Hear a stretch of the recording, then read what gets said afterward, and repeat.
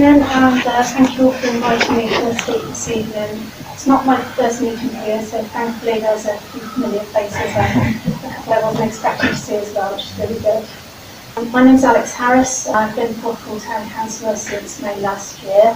First Green Party Town Councillor to sit in Porthcawl Town Council, but I'm not the only Green Councillor in the Bridgend area. There's Tom Muller, who's a Community Councillor in Penguin Middle Community Council.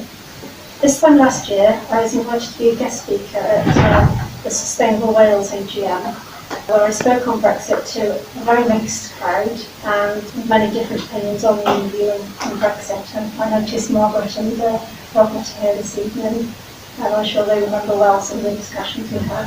Thankfully, it was all very, very good-hearted, isn't it? Tonight's very heartening to be surrounded by Remainers, and I'm worried about March 2019. It's approaching rapidly, and there's no sign of any significant progress in the Brexit negotiations. Tonight, I'd like to start by talking a little bit about myself and my personal views on the EU. Talk a bit about the Green Party, because I don't think there's any other Green Party members in the room today, so thank you very much. So tell you a little bit about them and where they are in Europe. And to understand how and why Brexit happened, I think it's important that we don't just talk about some of the issues that Hugh mentioned. I'd like to talk about Brexit, the Brexit effect, and Baroness Jenny Jones and her support of the Vote Leave campaign. I'd like to speak about what Green Party has done since Brexit and what's happening next. So a little bit about me. The first elections held after I was old enough to vote was the 1989 elections for the European Union. And at that time I chose to vote Green, not only because I was passionate about the environment, but because I knew that there are other Green parties all over Europe, many of whom already had elected MEPs. And I believe that if we voted for it and we could send Green MEPs to Europe, then they could work with their fellow European Greens to make a real difference. I've continued to vote Green at every European election ever since because of the urgent need to act on climate change, which is something that no one country can do on its own. So at the moment, Green Party are campaigning for a people's vote. We need to speak to those who previously voted for Brexit, and we need to tell them that we want people power, not corporate power, to rule Europe. We need to show them how people come together across Europe to campaign against the worst excesses at TTIP, and our citizens and countries are stronger together. We want a Europe that will work to protect and enhance workers' rights. We want transparency to corporate tax affairs. We want effective measures to protect the environment, and we want to enable the next generation to grow up in a healthier, more equitable world than the one we inhabit now. Since Brexit, the initial Green Party stance was to resist a hard Brexit, but to respect the majority decision. But as events unfolded, the Green Party position rapidly moved to one supporting the people's vote on the final deal. It's now clear that key campaign promises have been broken or are undeliverable.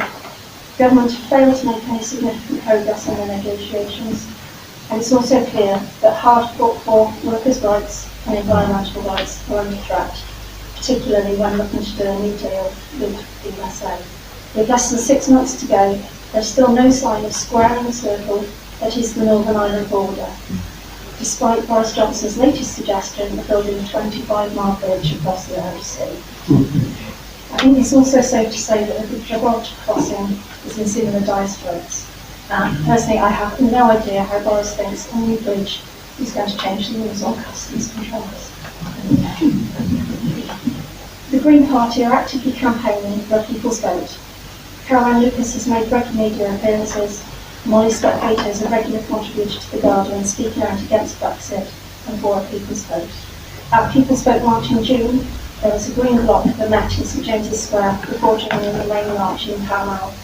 Later on in the stage, at New Parliament Square, Caroline Lucas spoke as eloquently and as passionately as ever. This weekend is the Green Party England of Wales conference in Bristol, and I'm very much looking forward to attending. And to give you some idea of the priority that the Green Party is giving to Brexit right now, I can tell you that the very first motion on the agenda is titled Brexit, People's Vote, and Article 50, and I'm very much looking forward to the discussions that will be had on that.